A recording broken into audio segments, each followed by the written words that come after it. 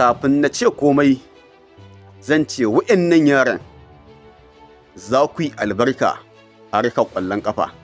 Kai 'yan amana, wa'annan yaran fa 'yan academy 80 ne, amma da suka ci ƙwallo suka ma rasa wannan kalar celebration za su yi.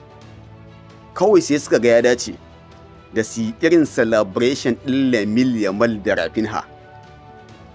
Kun san fa wannan celebration da Lamine Yamal da Rafinha suke, sunan celebration ɗin kowa ya tashi.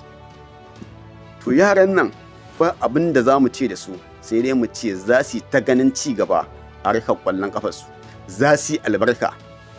Ga su fa 'yan academy 80 ne, amma ga baki ɗaya abin kwaikwayonsu su ne 'yan bal ɗinmu na Barcelona. Kai yara, za ku je matakin da ba ku taɓa tunanin za ku je ba. Kai ƙarshe ma suna ɗan daɗa tasawa, za ku gansu a La Masia. Tuni za mu iya su saboda za su yi albarka, kawai tunaninsu jinin Catalonia.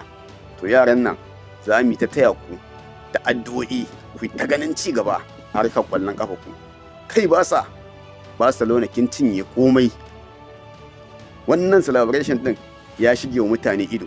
Sunan celebration ɗin kowa ya tashi, shi yasa yanzu in dai Lamine Yamal ya ci bal ko Rafinha sai sun je sun haɗu sun yi wannan celebration ɗin. To 'yan amana su nake baka mu je mu haɗe kawai a comment section. Fiska Barca, Fiska Catalonia.